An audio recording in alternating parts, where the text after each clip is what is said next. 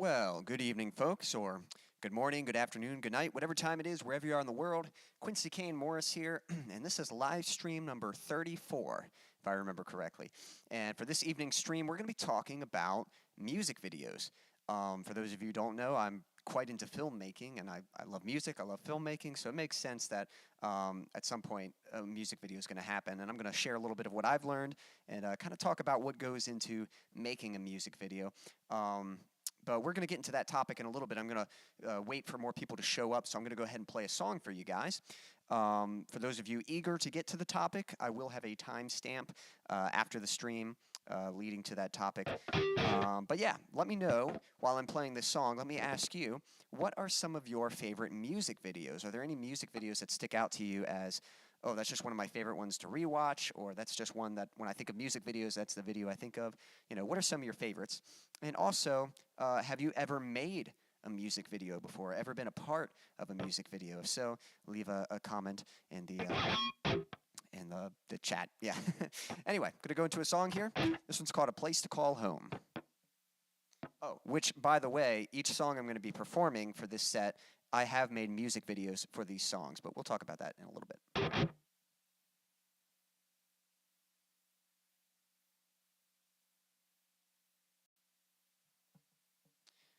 Hello, just checking. I might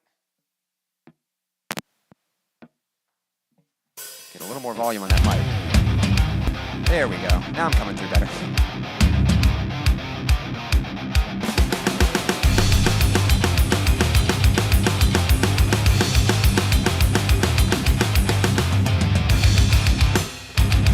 Inside of me, concealing what I believe.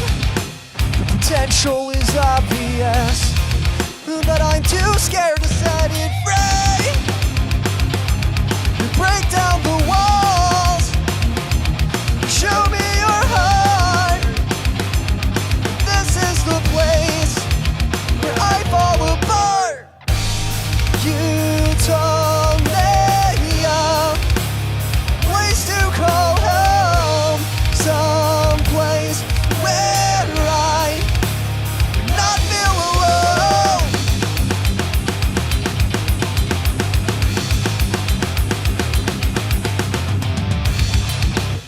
I'm promised a destiny, but I won't trust what I cannot see.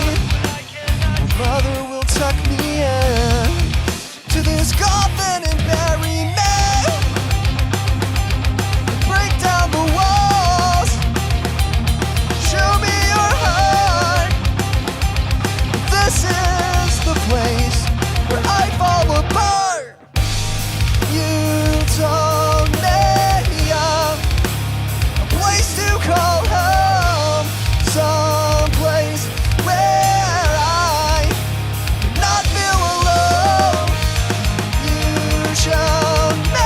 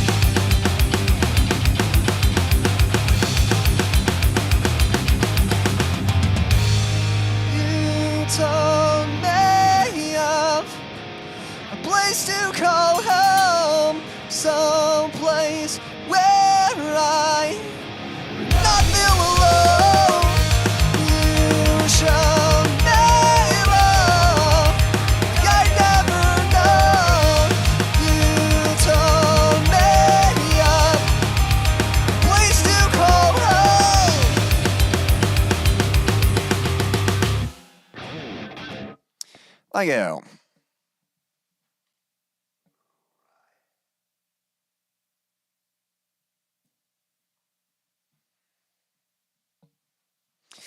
Thank you, Stan. So, again, for this evening, we're going to be talking about music videos and what goes into making them. So, if you have any questions about music videos, about the process, I'm going to be talking about that in just a moment here. But start, kind of thinking of them. If you have any questions, anything you'd like to ask, and yeah, you can type them up, and I'll try my best to answer them for you. We're going to dive into our topic in just a moment here.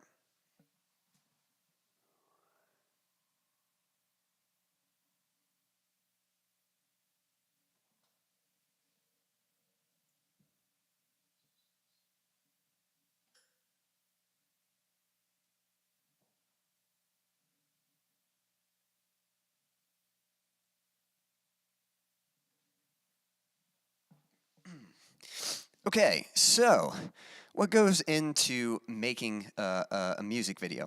Again, for this video, there's a lot to talk about with making music videos. So for this stream, we're just going to focus on the pre-production phase, kind of the things to prepare for a video, as well as some of the actual production phase, some of the things that you're going to need when shooting the video. Now, as far as editing the video goes, I actually do have a video talking about, how to edit a music video. So I'll have a link in the description to certain music video resources that I have made, that I've provided, that you can check them out and kind of learn more and more about what goes into making a music video, maybe get some ideas for yourself. And then, like I said, all the songs that I'm going to be performing for this stream, I have made music videos for them before. So if you're curious to check any of those out, feel free to check that out in the link in the description. Even the song I just played, "A Place to Call Home," probably not my first music video, but it was my first music video for, I think, one of my released songs and stuff. Like, I'd made kind of fun, jokey music videos before, or like for little demos or other songs and stuff, but "A Place to Call Home" was one of the first ones that I did, and it was a one-man band music video. So that's kind of what we're talking about too, is how do you make a music video when you don't have a crew, when you don't have all this help, and you might not even have a full band? What are some things you can do? So we're going to talk about that. Like I said in the beginning, I love music, but I also love filmmaking, and so a while back I was learning a lot about filmmaking, and I still very much love filmmaking, and obviously the two kind of cross over. It's actually really nice. I really like making music videos when I can, because it's kind of a nice way to combine the two things that I love. I can make a little short film, I can do some filmmaking, but I can also write a song for it and work on music. So that's kind of the cool thing with that. However, it is pretty challenging to make a music video, and so a lot of times, just to be more consistent with my releases, I'll usually do playthrough videos, which a playthrough video is basically a music video, but it's not quite as, it might not be quite as visually interesting, or it might not have as much of a narrative or anything like that.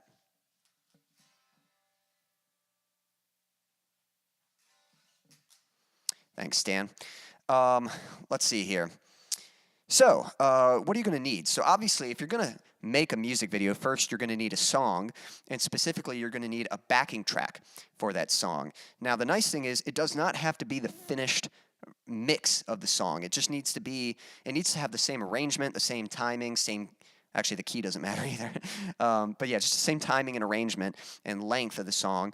But that's one thing you can do. You can use a demo version of the song to make the video simultaneously. Like, when you're not working on the video, you can work on the mix for the song, or whoever's doing your producing and stuff, mixing your songs for you. But I'm assuming, I think most people these days, especially in our space, we're doing the mixes ourselves and stuff. But main point being, you just need a song, and then you need something to play through. So something like this. This is a JBL portable speaker, the Flip 4. And, this, or an iHome, just something like this, some kind of speaker that you can sync up your phone to, and or plug it into, and you can get some pretty good volume out of this, and you just play the song, and then you play along with it with your instrument. So what that's going to do is that's going to help your performance be in sync with the music. So it's going to look like your guitar is matching up with the guitar part of the song. It's going to look like your singing is lining up with the words of the song, and the drumming is hitting right on the beat and stuff. That's what you want. But then what's going to happen later when you edit that, you're going to turn down the audio from the video, and then you're going to replace it with the audio from the actual song. So, in the video, a lot of times when I do a music video, my guitar might not even be plugged in. It probably isn't plugged in. So a lot of times you're just hearing, just the strings of the guitar. But then that doesn't matter because we're not going to use the video audio. We're going to turn that down and we're going to replace it with the song audio. So, so that's kind of how that works.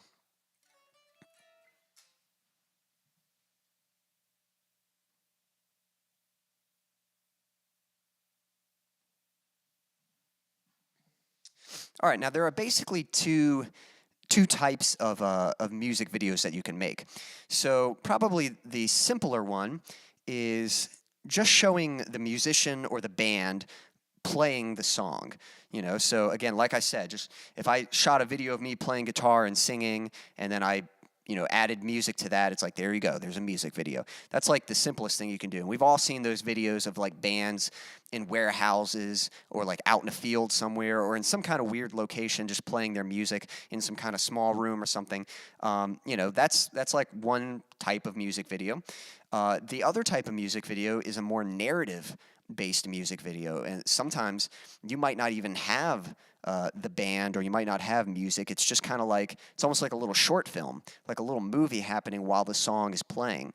And then, of course, you can combine the two. A lot of times we see, I'd say that's probably the norm, is you've got like the artist playing their song, and then it'll cut to this story that is happening simultaneously while the song is being played. So those are the two different types of music videos. And there's some slightly different approaches depending on what you're doing. So we're going to start with the simpler version, and then we'll kind of talk more of adding a narrative to your video and what you can do about that.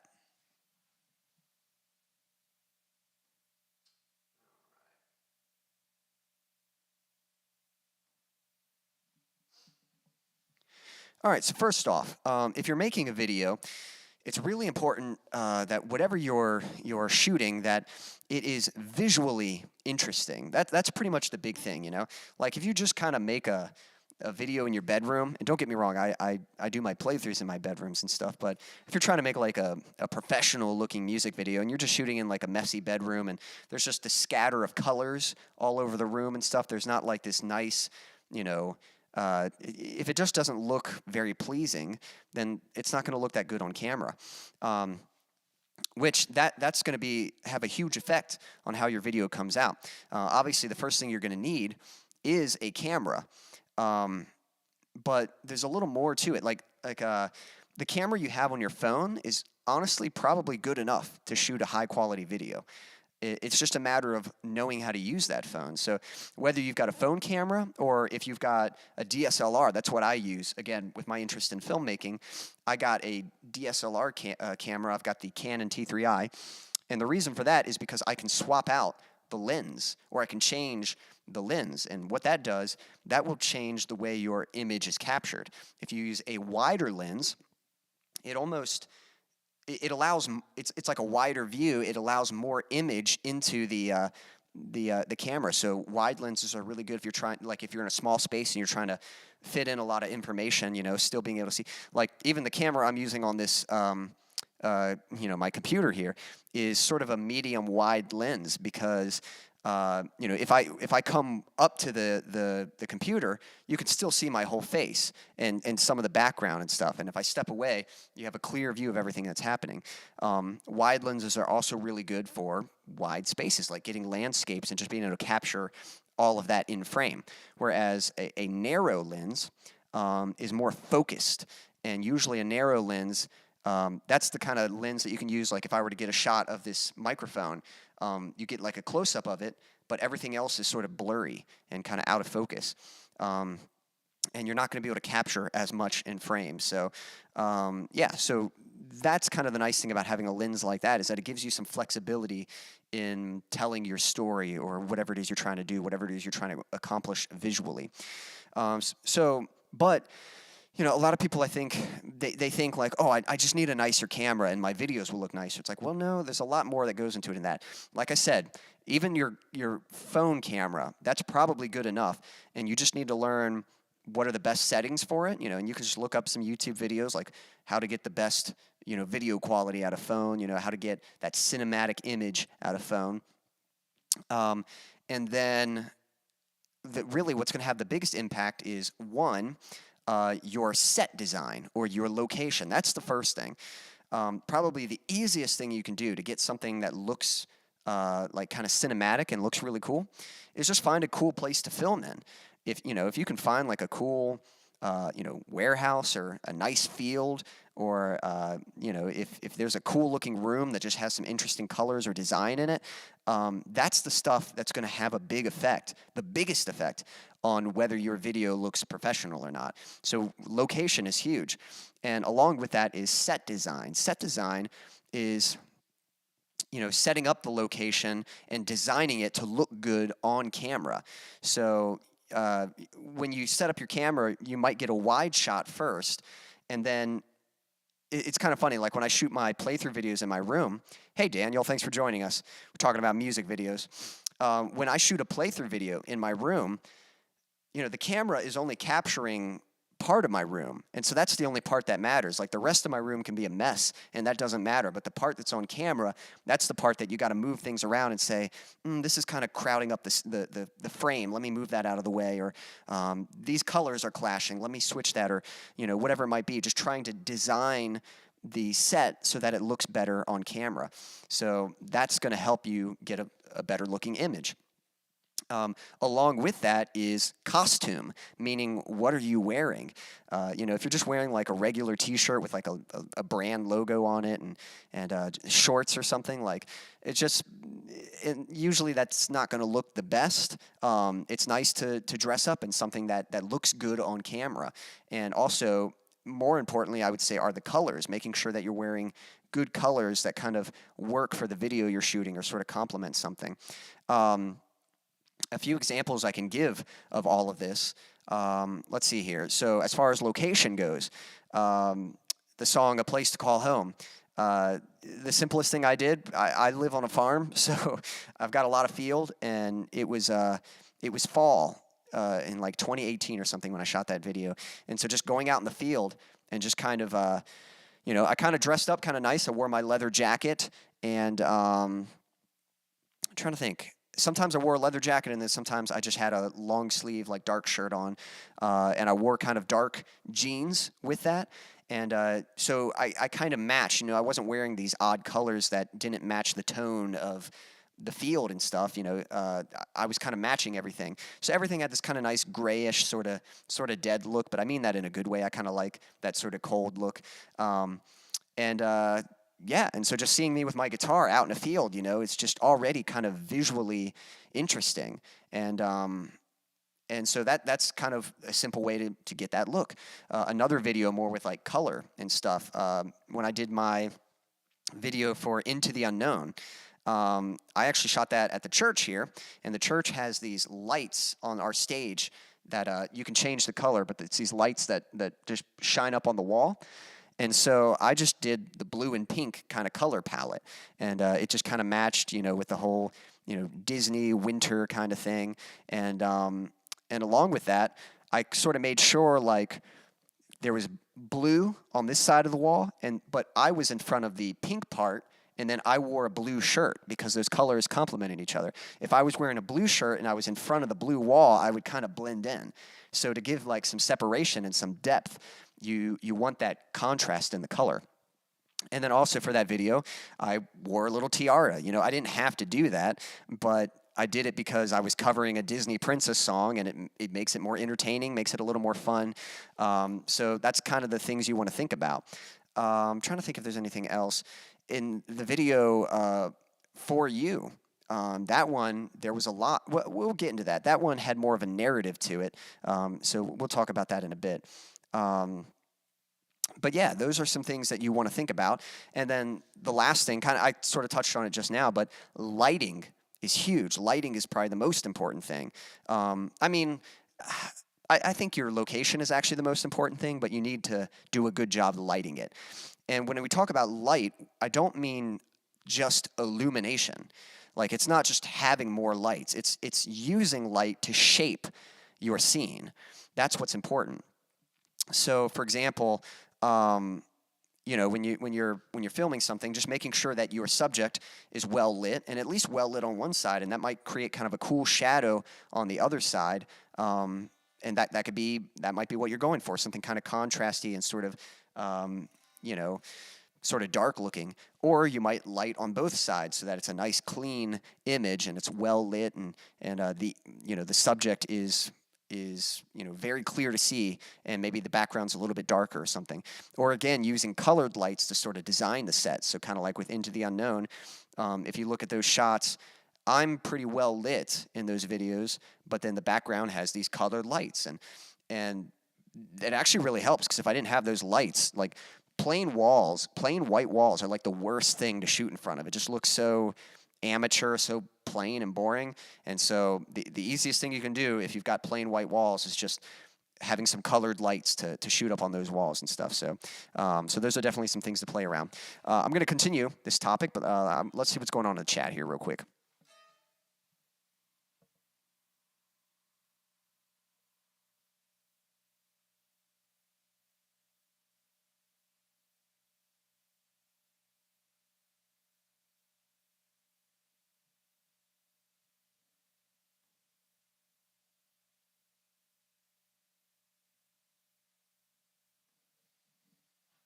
I'm glad you guys are having a good conversation there.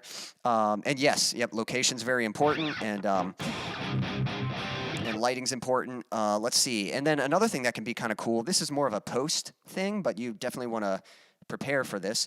But just having effects, like visual effects in your videos.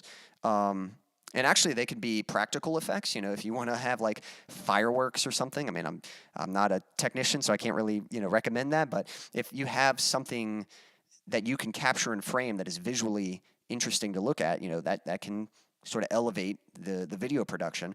But then afterwards, shooting the video, adding effects afterwards.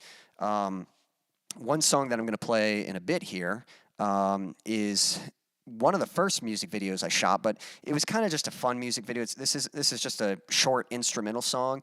But I remember back around like 2015, I had grown my hair out. Like down to my shoulders and stuff, and that's because I was in a band, and the main reason I wanted long hair was just so I could do that windmill headbang thing. Apparently when I grew my hair out, that's like when our band kind of faded out, and so I was like, man, I didn't get a chance to get on stage and headbang like that. So I decided I would just make a video. So I kind of wrote a little riff that had just a nice kind of rhythm to it that you could kind of headbang to, and I made a video about that concept. Now it's kind of more of a funny music video, but in that video, I kind of do that same thing, and I do a few effects. Like, for example, there's a part where harmony guitars come in, and I filmed it so that I was on one side of the frame, and then I left the other side of the frame blank.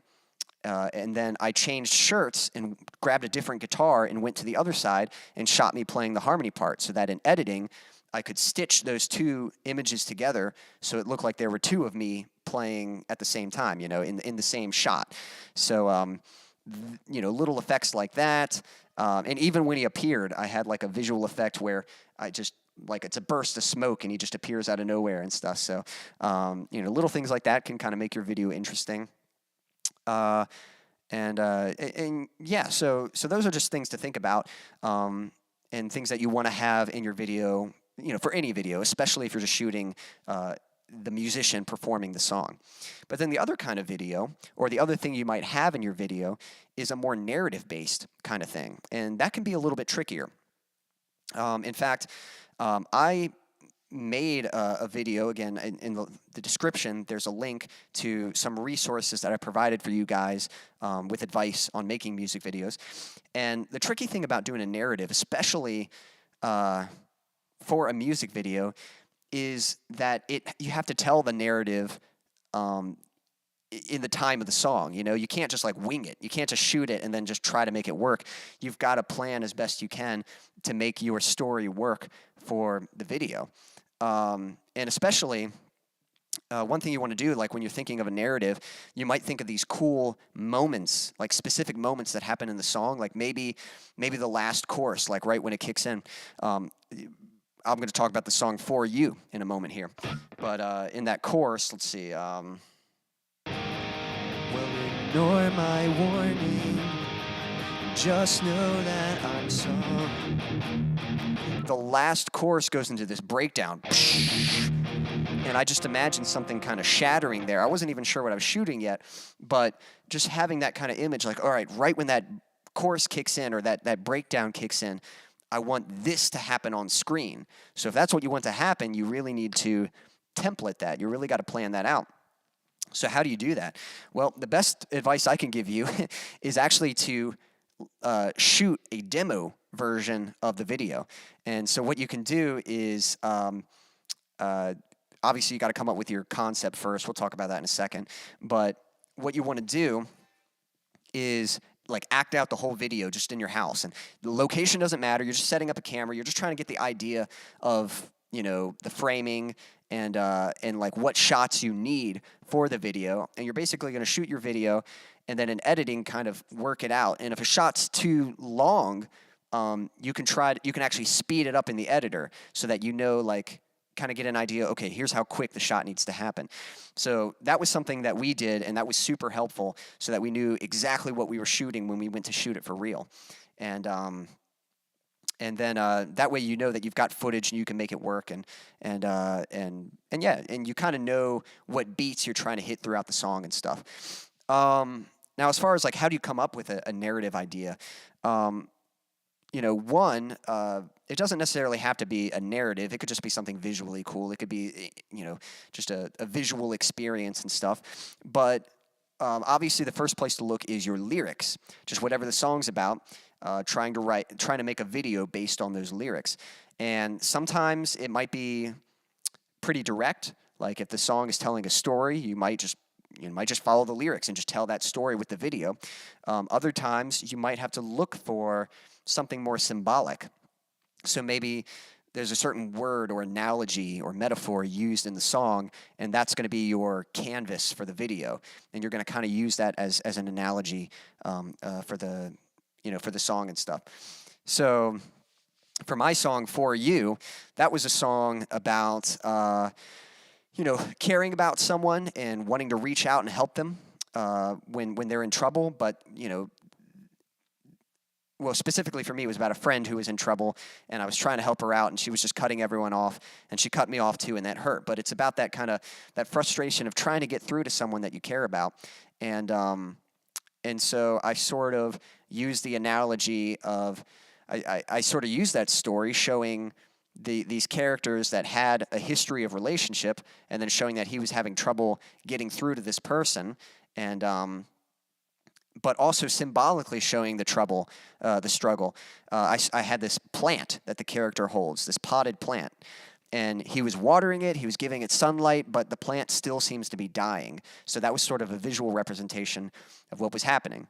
Also, on top of that, my character would wake up in these dream worlds and was putting this puzzle together. And by the time he gets the puzzle together, it's a puzzle of the potted plant, but there's a piece missing. And so it's like that same frustration of, man, I want to complete this picture, but I can't because I'm missing that one piece. So what ends up happening in the video, if you watch it and stuff, in the real world, he thinks things are going to work out, and they don't, and my character finally kind of hits a breaking point and sort of gives up almost, and he grabs that potted plant and throws it against the wall. So that's one of those visual moments I was talking about where it hits the wall and it shatters like right when the beat kicks in. And he's frustrated, but then he notices something, and in that in that pot is a puzzle piece, and so it's sort of, the symbolism there is that what he thought wasn't growing, what he thought wasn't working, actually was. Like even though we couldn't see it deep down, like what he was trying to do was having an impact and stuff. So that's kind of an idea of how you can take song lyrics and sort of build off of that. The song doesn't talk about a plant or anything like that. It doesn't. I don't even know if it really uses that analogy. I don't even know if I use the puzzle piece analogy, but main point being, you can see how you can use a complementary metaphor or analogy to inspire your video. And then, as far as shooting, that's just a matter of being organized, finding your locations. You have to adapt to the situation. In that video, I actually had some help. I had my friend who was helping, and his girlfriend played the girl in the video, and we had access to a few different locations. But sometimes you don't always get that. And so, if you're shooting a video by yourself, then that's kind of what you got to think about. Okay, what's a story that I can tell by myself? What locations do I have access to? Why would my one character be there? And what kind of story can I tell with that? So, so those are kind of some things to keep in mind when you're trying to come up with an idea for a narrative-based video.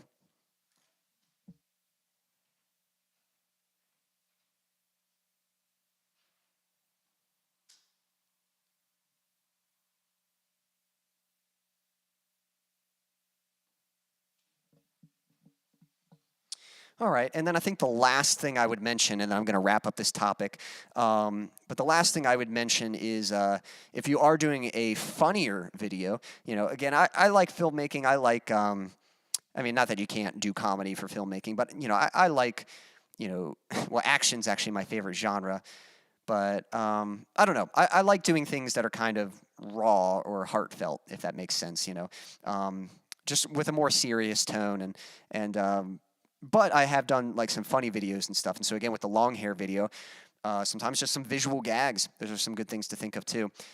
So there's one gag in there where I'm playing a guitar solo and the wind blows my hair.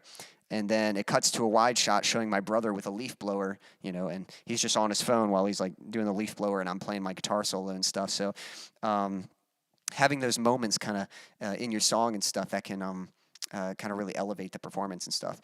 I'm going to have a look at the chat. But that's pretty much some of my advice for what it takes to kind of prepare for shooting a music video. Hopefully that gives you some ideas. If you have any questions about shooting a music video, please leave a comment and I'll do my best to answer it and kind of give you some advice about that. There's a lot more I could talk about it, but we'll certainly revisit this topic in the future, and I'll answer any questions that you have for this particular stream. Let's see what's going on in the chat real quick.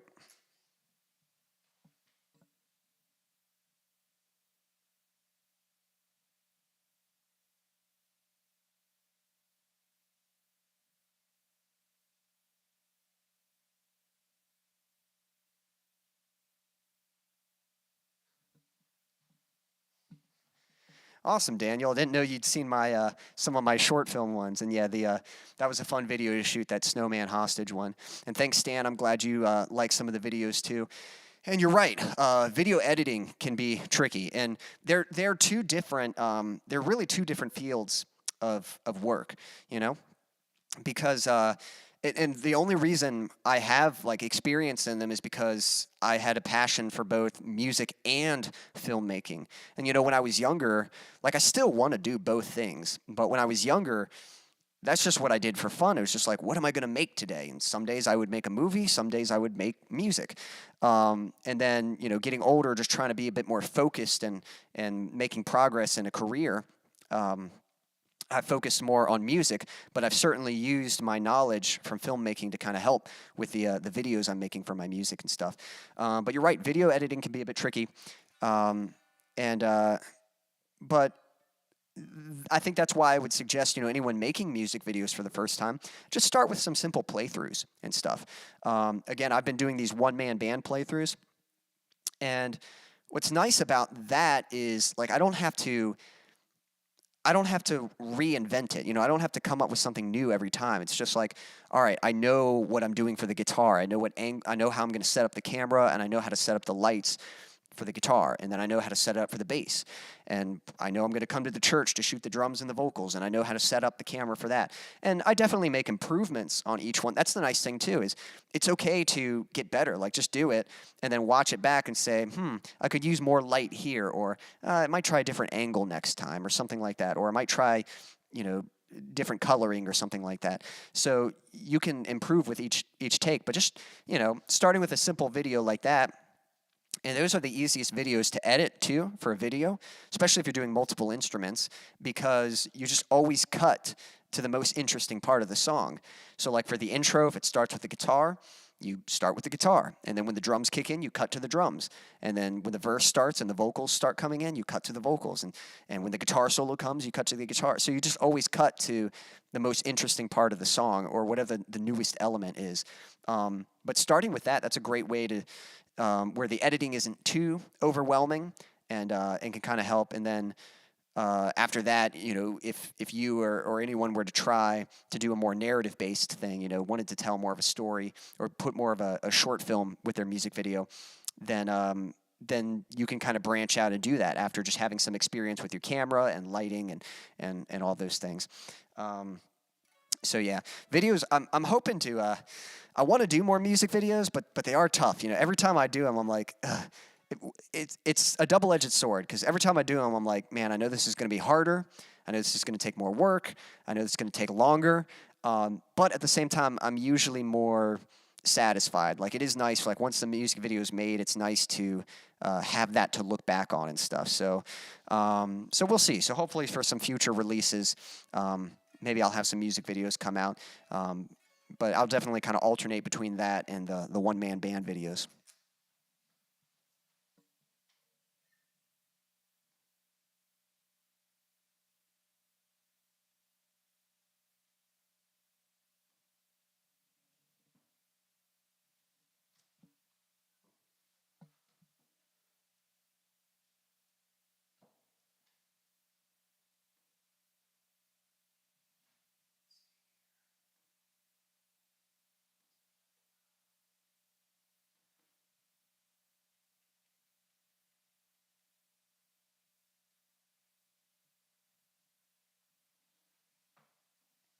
But anyway, I'm going to go ahead and play a song. And like I said, all the songs I'm doing for this set, I have shot music videos for these songs. So this is the song I was talking about. It's just a little instrumental, but this is the one where I had long hair and I did the headbanging. So if you haven't seen that, you'll have to check it out.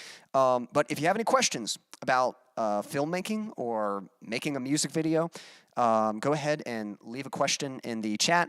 And in the meantime, while I'm playing this song, let me ask you, do you have any favorite music videos? Are there any music videos from artists that you've watched on more than one occasion, or any that just stick out in your mind? Like when you think music video, that's the video you think of. And have you ever made a music video before? Leave a comment letting me know. All right, here we go. Going into a song.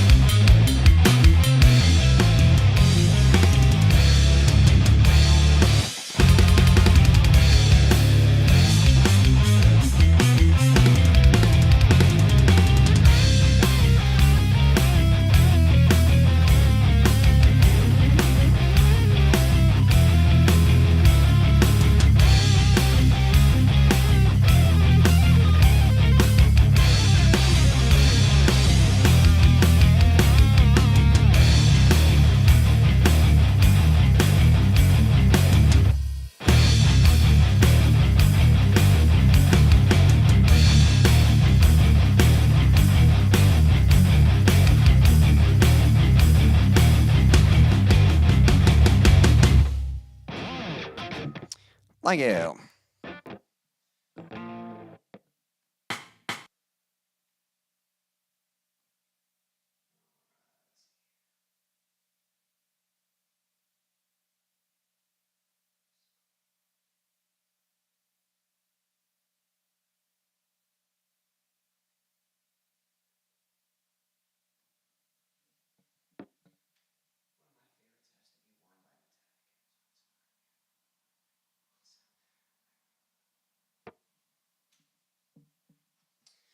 Dude, Headbangers Ball was good.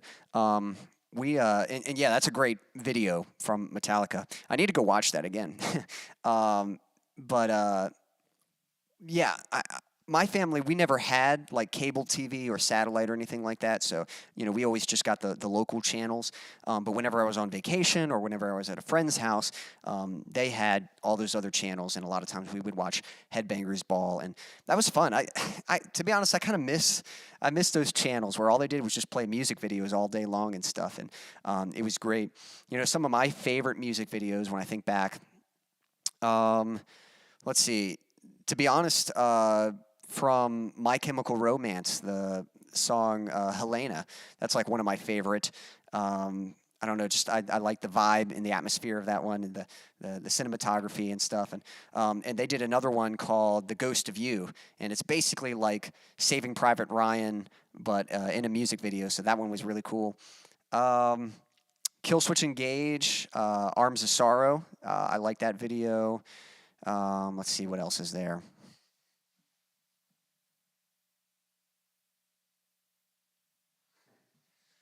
Yep, that's one of the special things about grandparents is they've got the good stuff on TV. So let's see, what are some other good videos? One of my favorites is from Chevelle, the what's it called? Vitamin R. I like that video because at first it's just showing like these odd images that don't seem to make sense, and by the end of the video, it kind of comes together. And I like videos like that where it's almost like a puzzle while you're watching it. You're just kind of like, huh, what is this about? And then it's like, oh, this does make sense. It's like cool to see it all come together and stuff. What else? In Too Deep by Sum 41. That's a good one. I'm probably forgetting some videos that I really like. I don't know. I definitely appreciate some. I do have a playlist. That's actually, now that I'm thinking about it, I know I've got a playlist for music videos, like some of my favorites. And if that is a public playlist, I'll have to add that into the description so you guys can check that out. And basically, that playlist is not just my favorite music videos, but also inspiration videos that I think are just well done or have a cool concept. Because not all music videos are equal. Some videos are pretty, I don't want to say lame, but they kind of lack any real meaning. We've all seen that video of the metalcore band playing in the woods or playing in a warehouse, and there's some girl running through the woods, and it's like, that's the video. It's like there's no real story. It's just kind of some random shots, and it might be well shot, but there's no purpose to the video. And my only problem with videos like that is I just don't think they have a lot of replay value.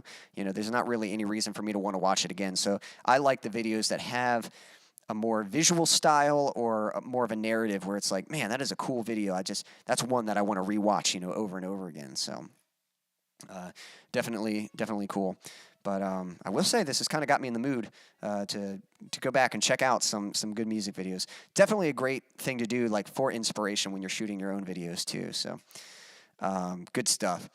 Well, guys, I want to share with you some updates real quick going on with me. You guys might be happy to hear that I have finished, speaking of, music videos, I have finished the one-man band video for Say That It's Over. And I've actually uploaded the video. I just haven't posted it yet. I believe that video is going to be posted Monday or Tuesday of next week. And then today I actually uploaded the song to DistroKid. So it might take a few days for it to be available on streaming services like on Spotify and iTunes, AppleMusic, all that stuff. Might take a little while to get there, but I am currently in the process of doing all that and really looking forward to getting that track released. And so that's probably the biggest thing happening with me. And I have, I kind of took on two projects at once. I was doing a collaboration with someone. I've briefly mentioned that before, and I sort of had to put that on the back burner to get this song done. Again, if I'm trying to get a song out every 6 weeks, like I've already missed the 6-week marker, but better late than never. Even it's not so much that I have to get it out every 6 weeks, but just having that that time limit to push you to get something out. So as long as that's motivating me to get songs out consistently throughout the year, that's the main point. But it is challenging when you're working on 2 songs at a time, and I'm trying to, get things set up so that I can perform live gigs, and then handling like the business side of things. So the past couple weeks have been me just trying to kind of clear off my plate. So I'm definitely glad to be finishing this project, this song, and putting it out. Hopefully you guys will enjoy the final product and enjoy the video and stuff. Yeah, I'm definitely going to be glad that it's done, so that things will kind of hopefully be cleared off a little bit, and I can feel productive, kind of knocking out the other things that I need to address.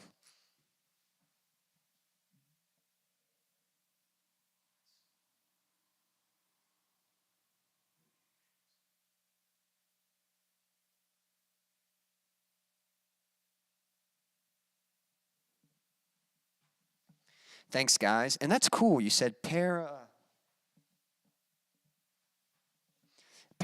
I don't know if I'd heard of them. I know Yngwie. That's really cool that you got to see Yngwie. But I'll have to check out some of their music. I don't know if that's a band or if that's the name of the vocalist.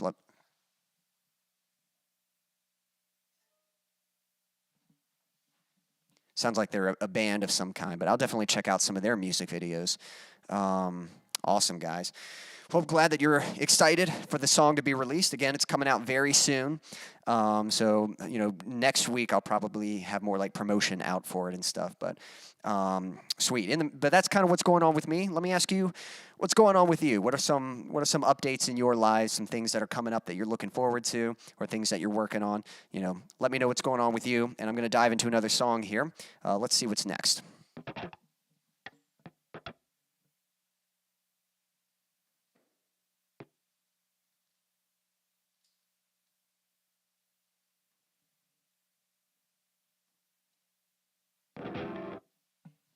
Cool. Maybe make what song would you recommend checking out, or what video? Maybe because if I spell the name wrong, maybe I can YouTube will know what I'm looking for from the video title or something. And yeah, I'll check out some of their music videos. All right, guys. We were talking about again, these are all songs I've shot music videos for.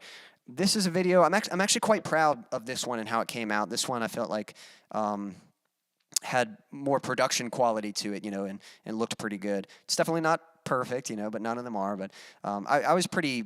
This one was a lot of work, and I was really happy with how this video came out. So if you haven't seen it, definitely check it out. But this song is called "For You."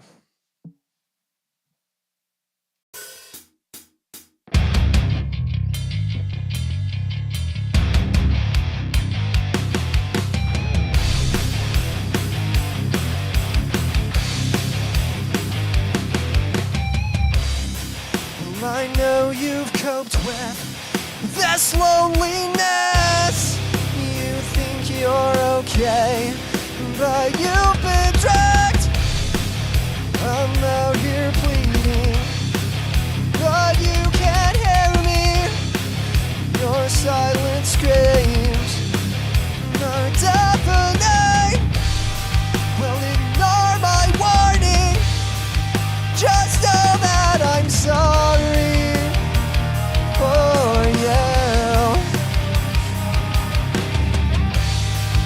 And all this time, just know that I've tried for you.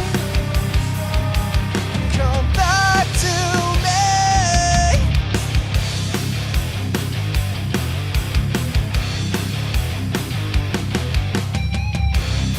I thought I was different. You made me like them. Begged you to hold on, but you still let go. And from the distance, I can see what's missing. You never listen, so you'll never know. Well, ignore my warning. Just know that I'm sorry for you. And all this time, just know that I've tried for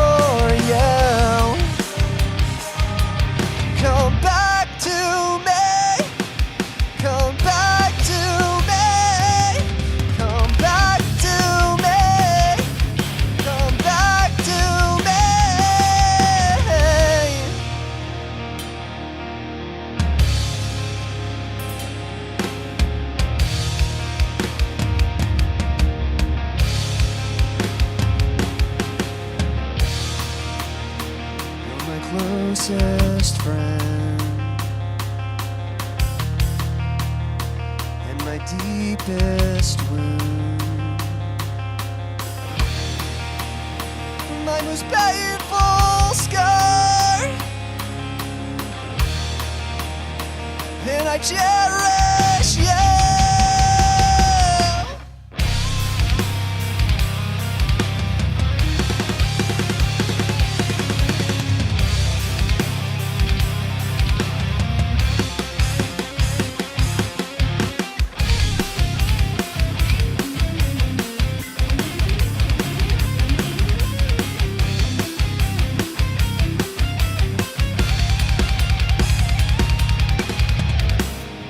Well, ignore my warning.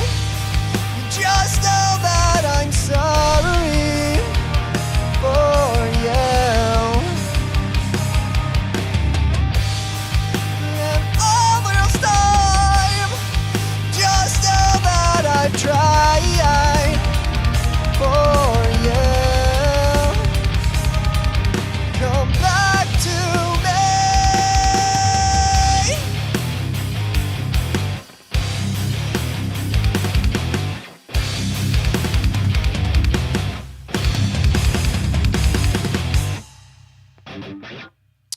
Thank you.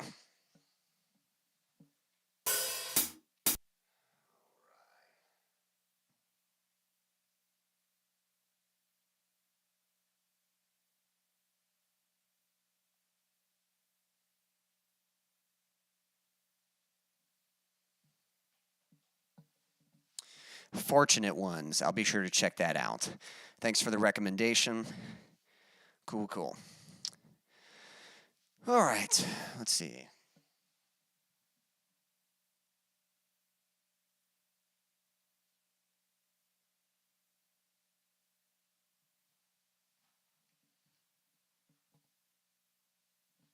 Yep, Stan says music and summer stuff, and Daniel, yep, preparing for Easter and vacation, and yep, so I've got a pretty big family, and yeah, my mom I think loves Easter pretty good, especially for the kids. You know, I've got nephews and nieces, and so she's got little chocolate eggs and all kinds of decorations and stuff around, and on Easter we always get some family over, and they bring their kids and stuff, and then we'll do an Easter egg hunt, and then we'll also do a raw egg toss, which is pretty fun. We usually have a first, second, and third place for that, and especially since we have such a wide, such a large field and stuff, we can get pretty far tossing those eggs. So it's a good time, and yeah, so yeah, definitely looking forward to Easter and stuff this year. And then yeah, Stan, doing great with music. I think Daniel, we told you that Stan had this kind of little music gig last week. We let's see, I remember that correctly. Yeah. So on Saturday there was another church in town, and that we have some friends there and stuff, and they were doing this night of worship, and needed some extra musicians. They asked if I could come play drums, and since they already had a drum set there, and I knew most of the songs, I figured it wouldn't be too difficult for me to show up and play. But some of the songs Stan knew as well. There were really only a couple that he had to learn. Well, there were two like newish ones that he hadn't played, but he knew the songs, and then two that he hadn't heard before. But I thought Stan did a good job. It was definitely tough. Definitely kind of, I think, exercised his musicianship a little bit. But I told him, like, you need those experiences as a musician, like playing in different environments, different scenarios, and especially that kind of music. A lot of times they'll repeat sections, or they'll sort of improvise the arrangement. They don't always stick to a set arrangement. And I think it's important as a musician to be able to do both. I like to be pretty precise. I like to have an arrangement. But, sometimes if things are sounding good and you want to continue it, you got to sometimes be able to adapt to that and stuff. So, yeah, so definitely glad he got to try that out. And I thought he did a good job.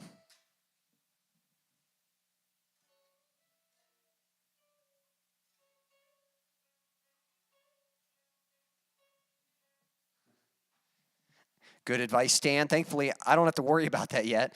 But yeah, I'm pretty sure I've heard of many people in the raw egg competition who the egg broke hitting their ring on their hand and stuff. So definitely a good thing. I think I've placed, I don't know if I've ever won. I might have won one. I know what's funny. So I've got a younger brother named Bentley. And he's, I love Bentley. He's not the most athletic guy. He kind of likes to just sort of sit at home on his computer and watch TV and stuff. But the rest of my family's pretty active, and we're trying to encourage him to be more active too. But like for the past few years, I would get teamed up with him, and so basically he could not catch any of my eggs that I threw to him, and the ones he threw were pretty wild and stuff. And so, I basically had no chance at winning if I was teamed up with him. So then, like, the past couple of years, I've been like, hey, I want a chance at winning this. Can I team up with someone good? And so, so I think I had some good partners the last couple of years, and I think I actually placed like third or second one year. But I don't think I've won yet. Unless I did win and I forgot about it. I don't know. I'll have to look back on like Facebook photos and stuff. But yeah, looking forward to Easter and stuff. So it's gonna be good. Have you guys seen any good movies lately, or have you played any cool video games or anything like that? I did a couple nights ago. I went to see the new Batman movie, and I thought it was good. I wasn't really sure what I thought of it at first, and I was really trying not to go in with, too high of expectations, but also not too low. And I know I enjoyed the movie, but then it is one of those movies where, like, the more I think about it, the more I'm like, man, I think I really enjoyed that. Like, it was a really cool movie. I wouldn't necessarily say it's better or worse than other Batman films. I think it's just different. And to be honest, there are like things I could choose from every Batman film that I like or dislike. And so from this particular movie, I think some of the things I liked, I do really like the visual style of the film. Like the cinematography is great, the set design, again, some of the things we were talking about, and for making music videos, kind of the same thing here, just really great set design, really cool environments and lighting and all that. So just a really nice imagery and tone and atmosphere for the for Gotham City and Batman and all the characters. I think the story was good. I like that it was more of like a detective thing. And the fight scenes were pretty solid too. I really like how the fight scenes were shot. Just these nice wide shots, not a whole lot of cuts. You could really see the action. But I kind of wanted more of it, like there's like maybe 2 or 3 good, like, hand-to-hand combat fights and stuff, and I wouldn't have minded having, like, them be a little bit longer or having a few more and stuff. So, really my only... And I thought everyone gave good performances, too. Especially, like, Robert Pattinson as Batman. I've heard people say mixed things. I think the overall consensus is that he was fine. Some people really like his performance. Some people think he was just okay. I actually think he was good because this story takes place only 2 years into Batman's career as Batman. So he's still kind of figuring out, like, who is Batman? What does Batman represent? What is his role in the city? And so I don't think he's supposed to be, the Batman that we know, yet. The Bruce Wayne that we know yet. So, one complaint is that in this video, Bruce Wayne and Batman aren't that different. Usually Bruce Wayne's supposed to be the playboy, kind of billionaire, kind of public face, and Batman is the gritty, tough, kind of sad character, But in this, he's just gritty, sad, and tough, whether he's Bruce Wayne or Batman. But I kind of agree. But I think that works. So I actually hope they get a trilogy out of this, because I think this is a really good first entry, and I'd love to see them like improve and build upon what they did in this first movie. And if they can just kind of refine it a little bit, I think we could be in for some really cool, some really good Batman movies and stuff. And it'd be really cool to see Batman evolve into the Batman that we know. By the end of it, by the third movie, for him to become the Batman, So yeah, I thought it was good. Probably my only like real complaint was sometimes some scene. I don't want to say that the scenes were slow, but some of the character interactions and things that they did were a bit slow. And I get it, like it's kind of dramatic, you know? Like they'll be like, here's a letter, and he'll hand him the letter, and he'll kind of look at it and look at the guy handing it to him, and then he'll reach out to it, and then he'll look at it, and he'll slowly open. And there's a right time and place for that. There's a right time and place to kind of drag that stuff out to make it more dramatic. But they did that for almost the whole movie. And so there were a few bits where I feel like Batman could have a more sense of urgency and kind of be more eager to see the answer and get something done, and not have every scene be like, you know, tiptoeing and dragging it out like that. But other than that, I thought it was fine. Have you guys seen that, and what did y'all think?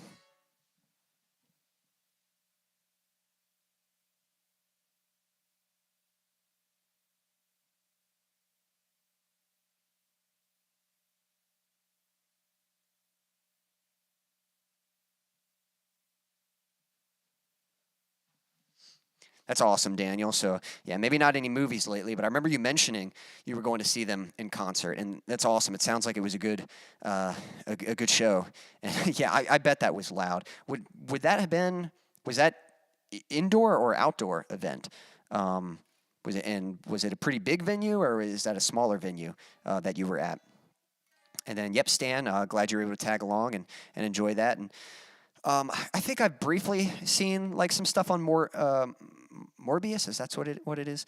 But I'd have to check it out more. Usually, I don't really like watching trailers, actually, because trailers are designed to make the movie look good.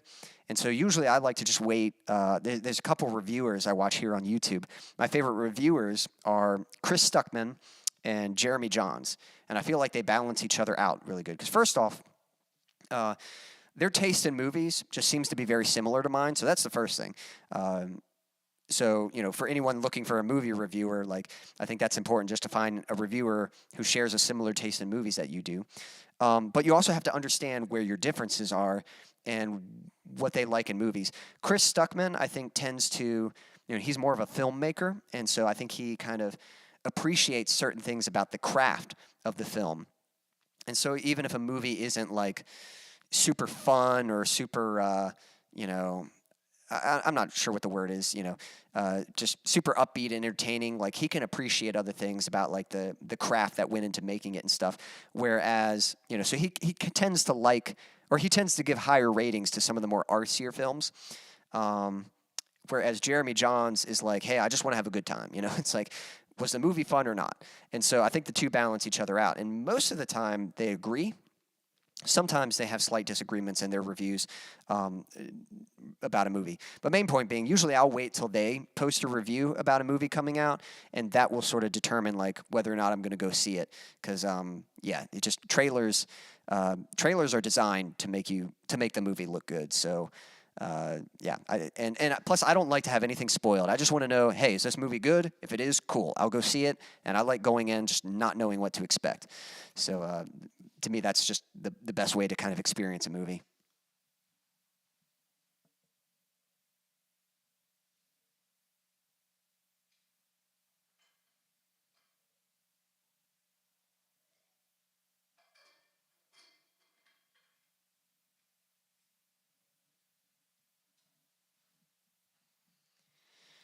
Cool. Yeah, that makes sense. So it sort of like has an indoor section that leads outside and stuff.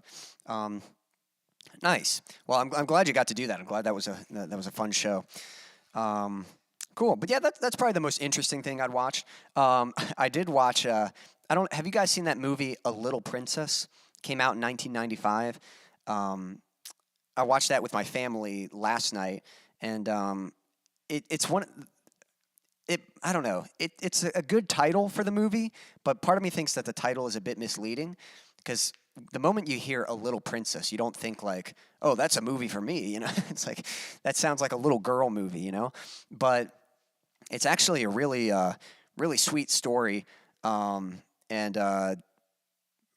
has some pretty powerful stuff in there because it's basically this girl who has a father who's a good father and encouraging and just encouraging her to believe and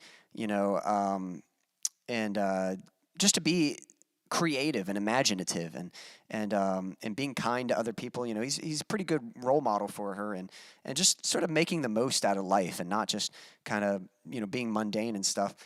And he leaves her at this boarding school because he has to go off and fight in the war. The story takes place in the early 1900s, and but it's kind of a strict boarding school, and she doesn't really fit in because she, you know, everyone's kind of in line, and like you got to do things properly, and there's only one way to do things, and she's a little more creative and imaginative, and you know, but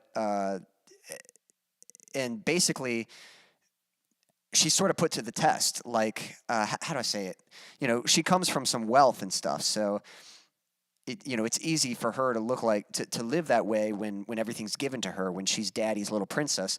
But then when she receives news that her dad has supposedly been killed in the war, and that, you know, all his belongings, you know, are you know, she loses possession of all her belongings and stuff to pay compensation for her stay at the school. Then all of a sudden, now it kind of puts her to the test. Like, can she still be imaginative and creative, and can she still live that fulfilling life and be, you know, kind and generous to others when she doesn't have all that stuff, you know, when all that stuff's taken away.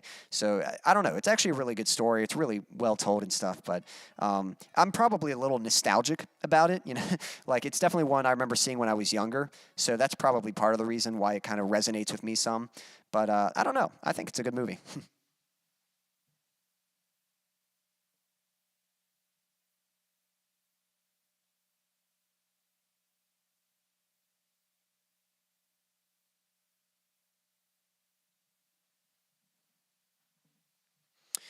Interesting. I didn't even know Morbius was a Batman character. So, I mean, maybe I would have known that, but uh, yeah, I'll have to look into that some. Um, but yeah, those are probably the only movies that I've seen lately. So yeah, if you've seen anything good, let me know. I think I'm going to dive into another song here.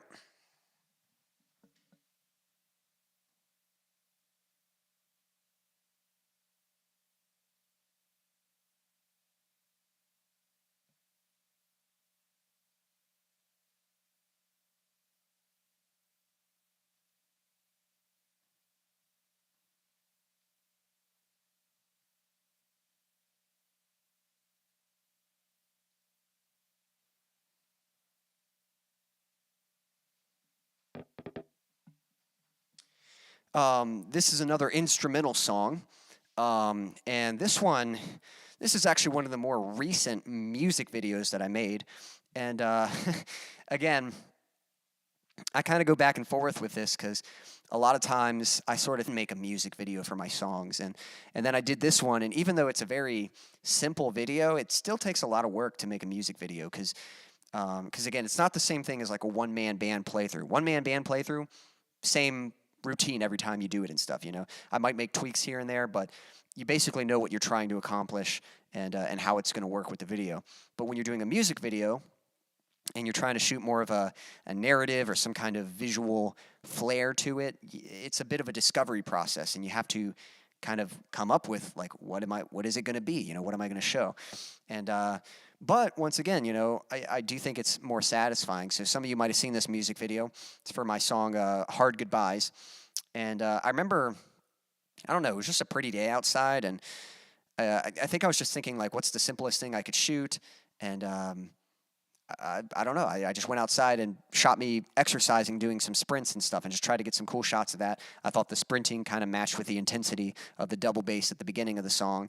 And then there's just, you know, it was a beautiful day outside, so I thought it was a good day to get some images of the clouds and stuff.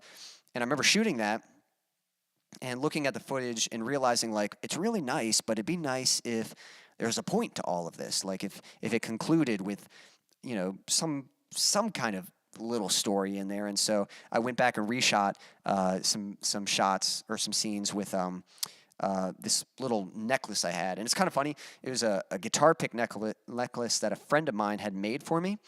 But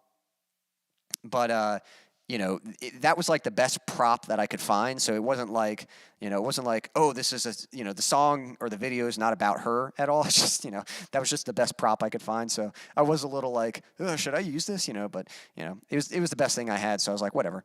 Yeah, so that I tried to kind of shoot it in a way where this item could have some kind of symbolism, and especially with the song being called Hard Goodbyes.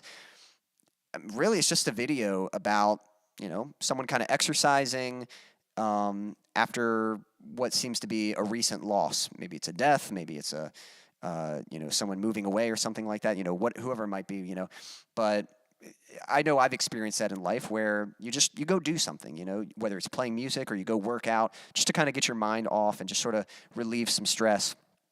And that's pretty much what's happening. He's exercising, and then he's just kind of paying attention to the beautiful sky and then reminiscing about this, whoever he's saying goodbye to and stuff. So kind of a simple video, but again, it was a really pretty day. And so I'm pretty pleased with some of the imagery that came out of that video. So yeah, I'll go ahead and play this one for you. And here we go.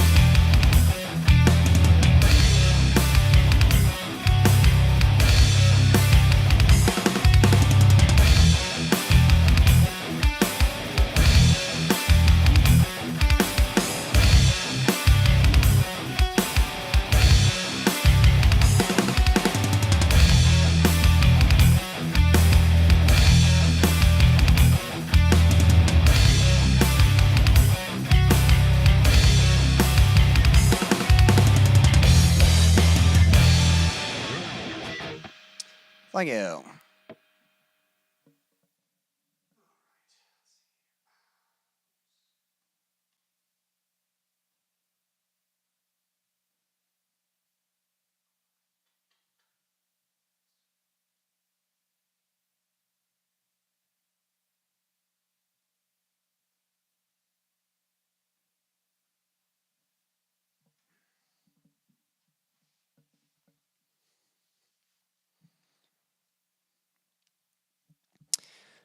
Let's see here. I'm trying to think if there are any other music videos of mine that I or not necessarily of mine, just music videos that I like from other artists and stuff.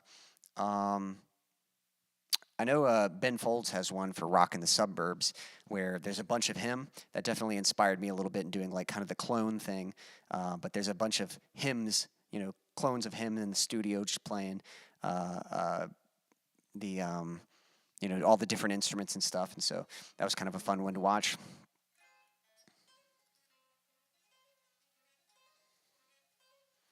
I think Flyleaf had a few pretty good videos.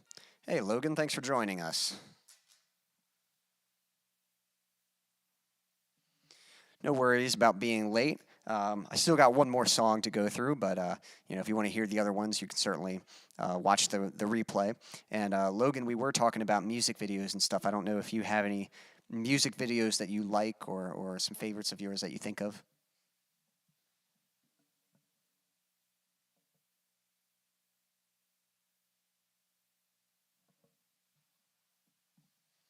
Yeah, Daniel. So the nice thing, what I was talking about earlier in the video, was that really you can make any camera work. Like the most important thing, whatever camera you have access to, you just want to, you can look up YouTube videos of just what are the best settings, to get cinematic quality on that camera and stuff. But the biggest impact on your image is going to be your location, your set design, meaning like how you arrange things in the frame of the camera or the shot, yeah, and your costume, what the person in frame, what they're wearing, the color palette of the overall scene, and the lighting. Not necessarily lighting to illuminate everything, but lighting to shape the scene or design the scene in a certain way. That's what's really going to give you the best images. But for my videos, I am using a DSLR.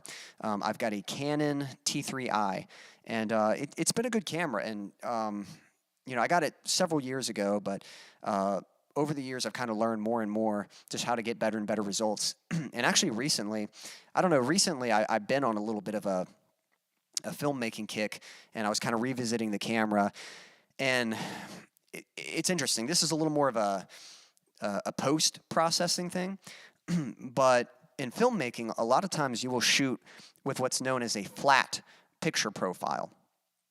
And what that means is you are shooting the image where it's not very contrasty, like the darks are not very dark and the lights are not very light. And what this allows you to do is to capture more information in the overall image. And then later in post-production, you have more flexibility with color correcting and color grading that image. Color correcting is, of course, correcting the colors, making sure that everything is cohesive and that from cut to cut that the overall color tone of the scene matches. And then color grading is sort of stylizing the look of your footage. So, some people do this very extreme, some do a more natural look, but yeah, these are different ways. These are things you can do in post-production, but there's a couple things with that. One, that is a bit time-consuming to do that. Like, yes, you can get even better results, but it is a bit time-consuming. And two, it does kind of depend on what editing software you're using. So for me, believe it or not, I actually use iMovie with most of my videos. Some of my older videos, I think I used Final Cut Express or something. But a lot of my newer videos, I'm actually using iMovie as an editor, and it works just fine. It's definitely not, it's fine. It's like, yes, there are definitely better editors out there, but for it being free, it allows me to do what I need to do, and I can get good results out of it. But it gives you some settings to kind of tweak like the darks and the lights of your image, but it doesn't have like immense flexibility. It's got like some pretty limited settings, I guess you could say, and so you're almost better off getting as close to your finished image as you can in camera.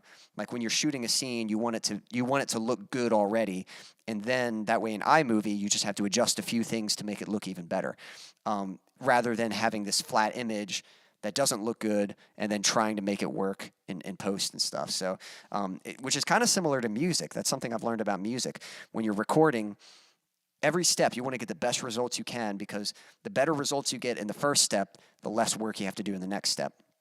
And I think that same thing is true with filmmaking. Yes, they're, if you're working with someone who specializes in color grading and they've got the software to do that, then yeah, you can shoot in a flat profile. But yeah, so what I've been doing with my DSLR lately is I've adjusted the picture style in it. So now I'm getting just a more finished look in camera. And then when I bring it into to iMovie, I only have to tweak a few things to get it looking right. In fact, the video I shot for Say That It's Over, this one-man band video, kind of tried some different things with the lighting, and I tried my new camera settings, and I think it actually looks pretty good. So maybe you'll notice that. Maybe you'll notice that the video quality or video image just looks a little bit nicer in this one-man band playthrough compared to some of my other one-man band playthroughs. And then, all the music videos I've shot have been shot with a DSLR. So like I said, I think For You is probably my best, like most visually pleasing one. And Hard Goodbyes isn't too bad either.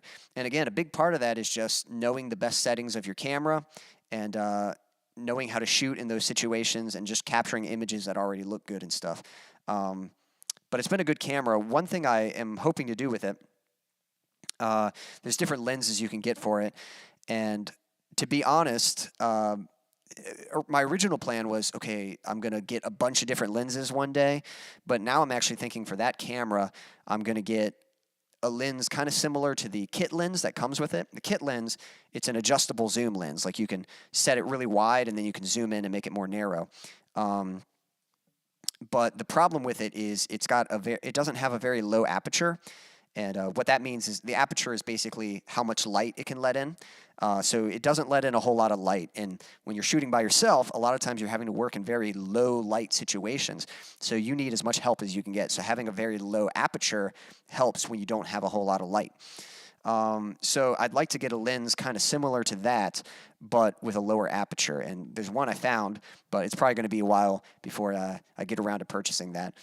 Plus, I can still work with what I've got right now, but I am looking forward to doing that someday because basically that would just save a lot of time. You've got a nice lens on there that you can basically get all the shots that you need and have consistency among them, and you don't have to be swapping out lenses all the time, like different lenses all the time for different shots.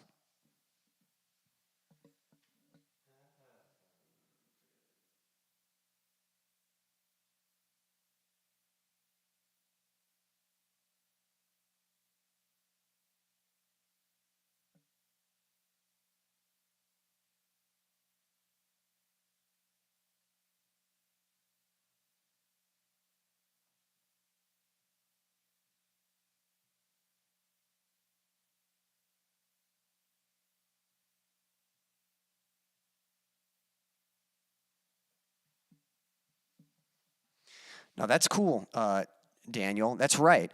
But I bet I would think that if you're shooting astrophotography, that you would maybe try to shoot at more of a flat profile because if you're shooting up into space, there's so much darkness there. So you're kind of trying to light up the darkness a little bit and trying to recognize the constellations or stars and stuff. Making sure that they can come through as clearly as possible in the image. So that's really interesting. And yeah, since that's kind of what you're into, it makes sense that you would get a camera designated for that. And you're right about lenses being expensive. And part of it is, like, I still hope to do more filmmaking someday in the future. And so it's more like, I just want to make sure I have what I need right now, and then later I can invest in nicer stuff. So rather than buying a bunch of lenses right now, I'd rather just get like one really good lens that can do everything I need it to do. And then in the future, I would probably invest in like, a higher quality camera, in like a cinematic rig. I've actually got my eye on some stuff. I don't know if you watch Corridor Digital at all here on YouTube, but they're like a filmmaking YouTube channel.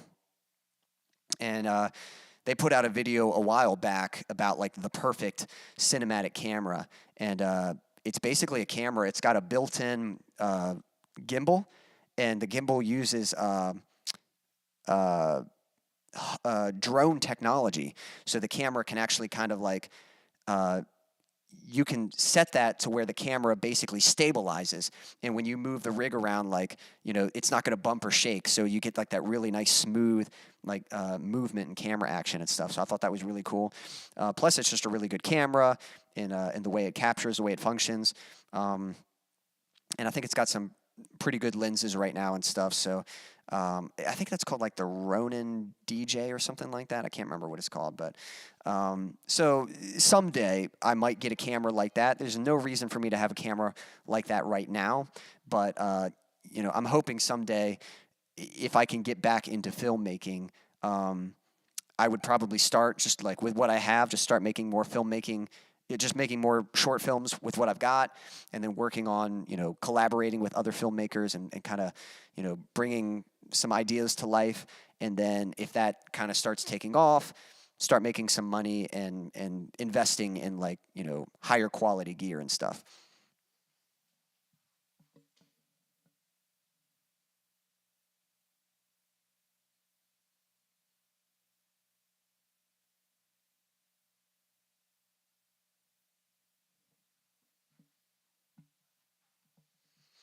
Oh yeah, I think I get what you mean with that.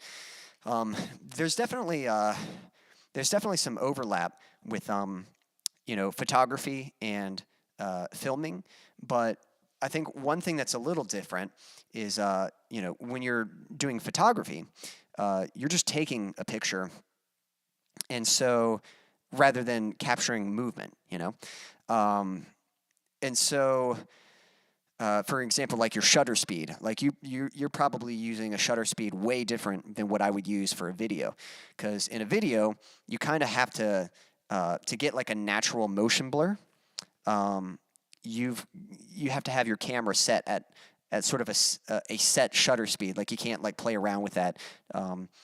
Like if I was taking a picture and the image was too dark, I could increase the shutter speed. Or something like that. I might even have that wrong. I might have that backwards. But in filming, if an image is too dark, I can't touch the shutter speed. I have to keep that set to a certain speed in relation to what my frame rate is.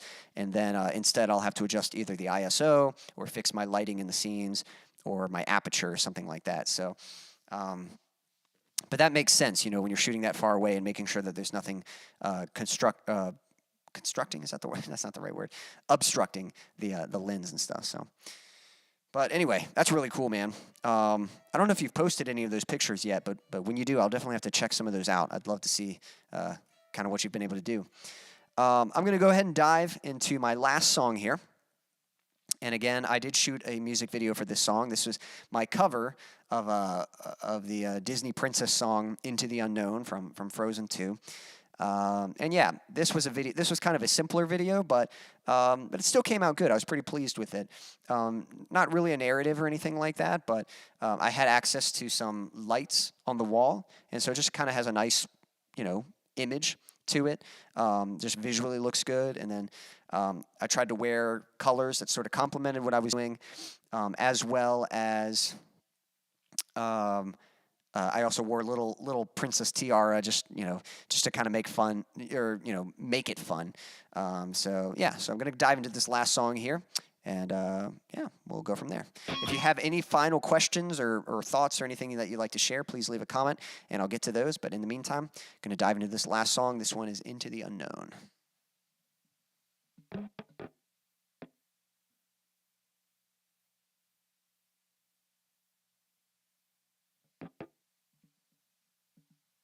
Wow, I did not know that. That's pretty cool.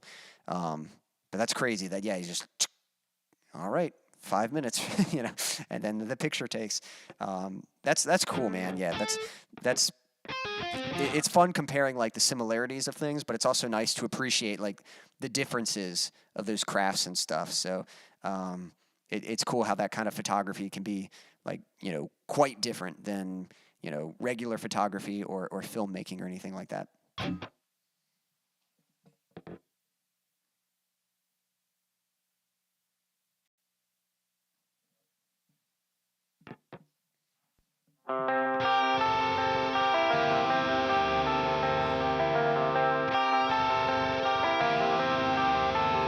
I can hear you, but I Some look for trouble, while others don't. There's 1,000 reasons I should go about my day and ignore your whispers, which I wish would go away.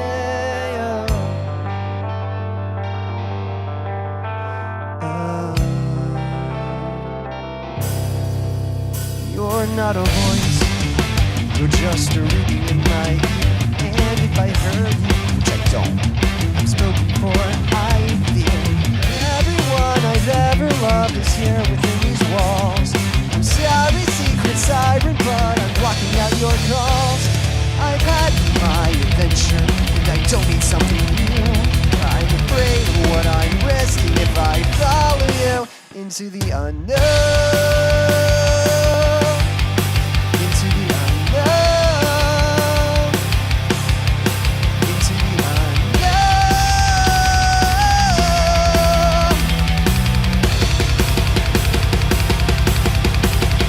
What do you want? 'Cause you've been keeping me away. Are you here to distract me so I make a big mistake? Or are you someone out there who's a little bit like me? Deep down, I'm not where I'm meant to be. Every day's a little harder as I feel my power grow. Don't you know this part of me longs to go into the unknown. Into the unknown. Into the unknown.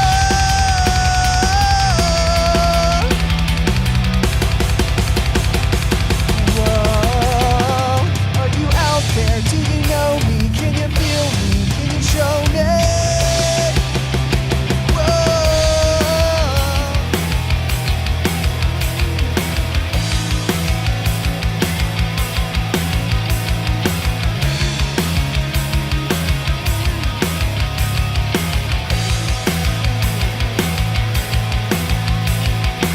Where are you going? Don't leave me alone. How do I follow you into the unknown?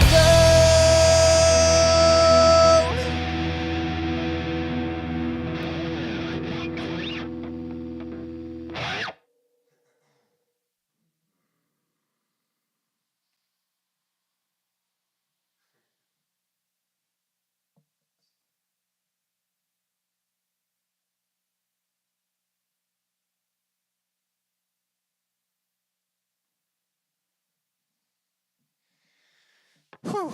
Guys, thanks for hanging out. Sorry if that was a little rough. Didn't have the best sleep last night. Had to sleep in a little bit. And so not feeling super great, but hopefully you were still able to enjoy the show. Definitely appreciate you guys hanging out, and I've enjoyed the conversation and stuff. We'll certainly revisit this topic about music videos and cameras and things like that. Daniel, I'd definitely like to ask you a little more about your experience with camera stuff. Even like, you said a designated camera for Astro Photography. What kind of camera are you using?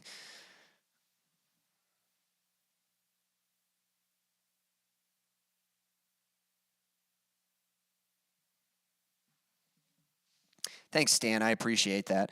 I don't know if you'd heard, but the whole reason I even got the idea to do a cover of this song was my younger brother wanted to, Bentley. He wanted to see Into the Unknown in theaters, and he didn't want to go by himself, of course. So I went with him.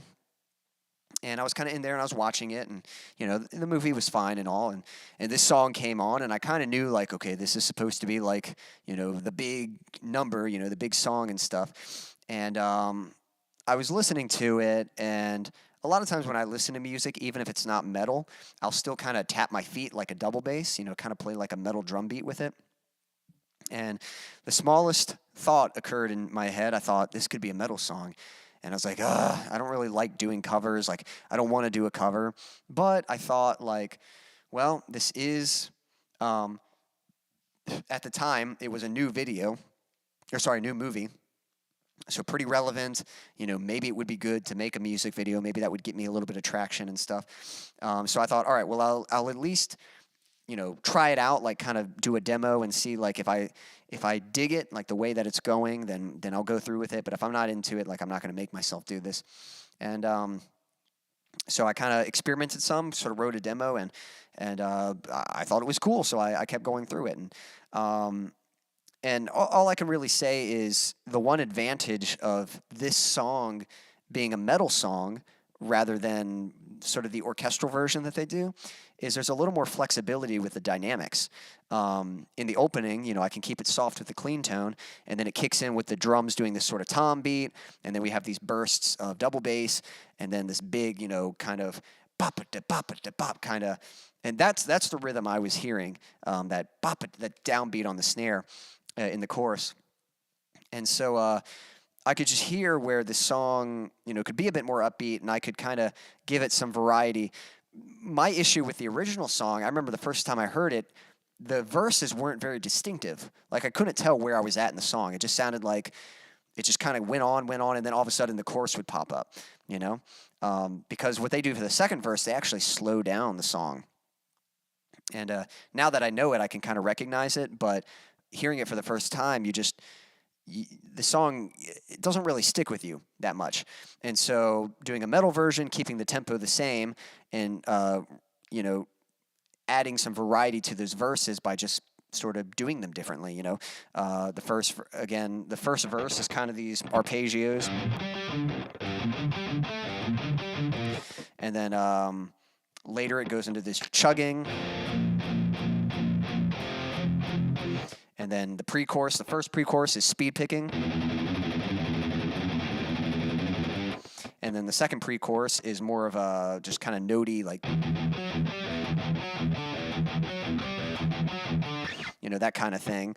And then, where she's singing, I replaced that with a guitar solo and stuff, the little whoa, oh, or whatever later after the bridge. I just replaced that with a guitar solo and stuff. So the song, was a nice canvas for like a metal song, but so that's kind of what motivated me to do a cover of that song, and I'm pretty pleased with the way it came out.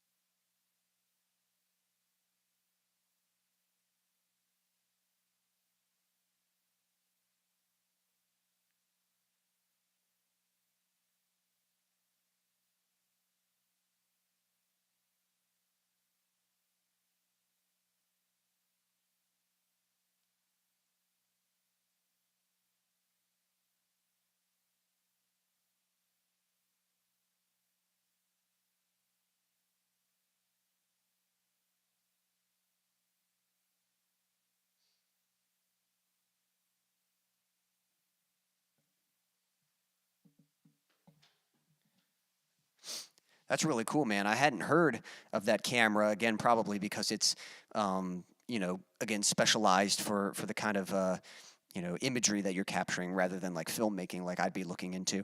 But that's pretty crazy, a 120 millimeter lens. Like the most narrow lens I have is, the most narrow I have is a 55, but on my camera, there's a crop sensor.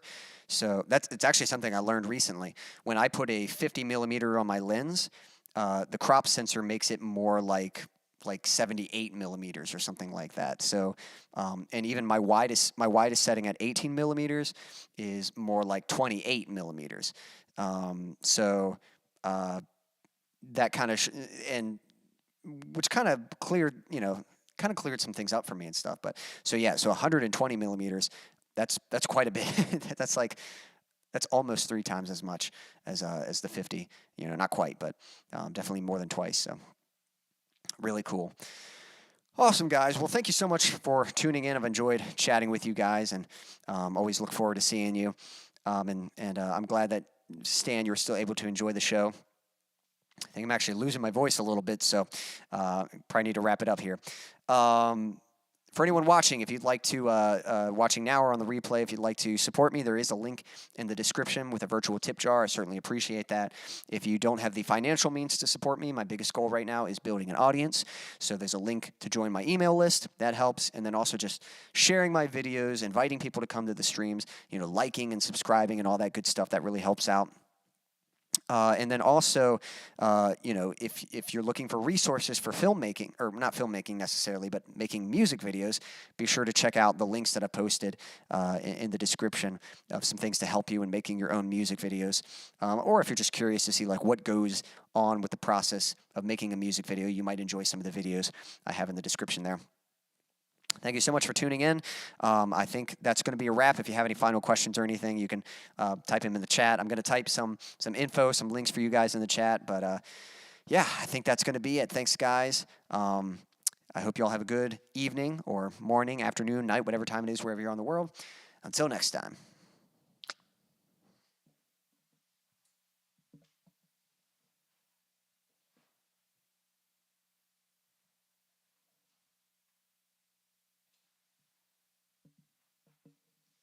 Wow, yeah, that's a telephoto lens, 1600. That's a lot. And I thought you were trying to type a number before. I think you were hitting the caps locks and doing the the symbols rather than the numbers and stuff. But man, that's intense. That's cool, man.